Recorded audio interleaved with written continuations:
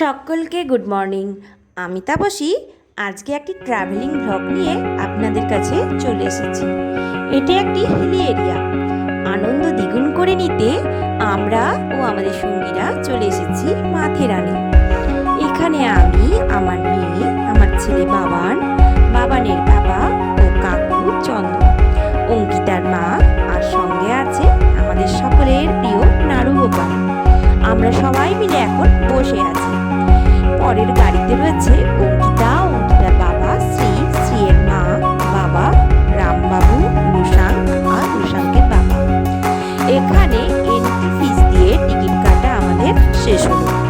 এখানে চারিদিকে সবুজ গাছপালা আর পাহাড়ে ঘেরা ঘন জঙ্গল।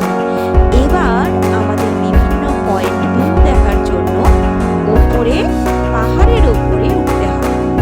এখানে ওপরে ওঠার জন্য নির্দিষ্ট কয়েকটি ব্যবস্থা আছে।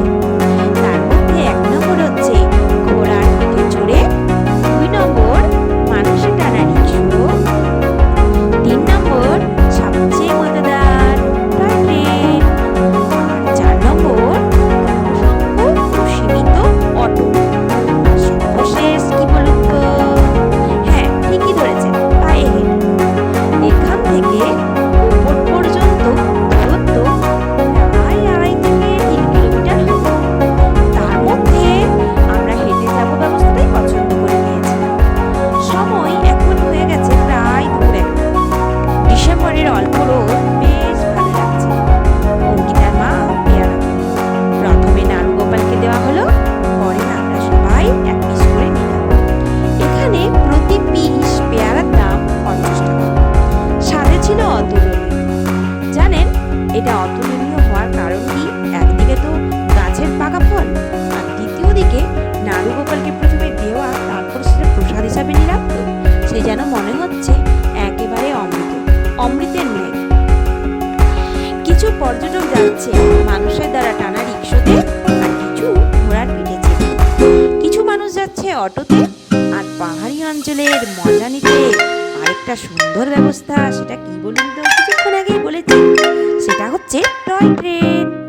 সেটা ছিল সব থেকেই মজা। এই টয় ট্রেনে কিন্তু আমাদের চাপা হলো না। কেন হলো না?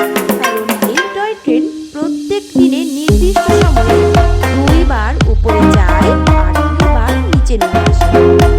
রাস্তার 2 পাশে অনেক আর্টিফিশিয়াল ফুলের গার্ডেন বসেছে, যেটা আমাদের মনকে আকৃষ্ট করেছিল।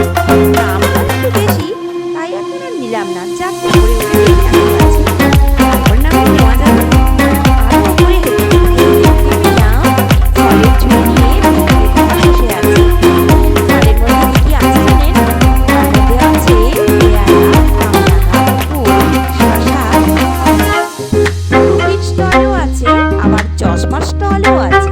টুপিগুলো ঠিক যেমন সুন্দর, চশমাগুলিও ঠিক তেমনই সুন্দর। সবগুলোর মন খারাপ।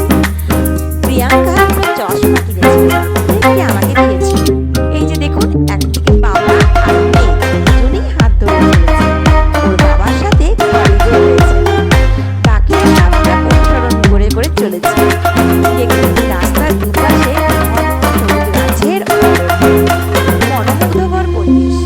এখানকার মাটি লাগছে আর তার পাশে আছে টয় ট্রেনের ট্র্যাক। মহারাষ্ট্রের রাজধানী মুম্বাইয়ের বুকে এমন মনোমুগ্ধকর, প্রকৃতি স্পর্শকাতর, এ যেন বিশুদ্ধ অক্সিজেনের ভরপুর সম্ভার। তা না দেখলে অজানাই থেকে যেত। বিভিন্ন চাবি রিংয়ের লকেটগুলো কত দারুণ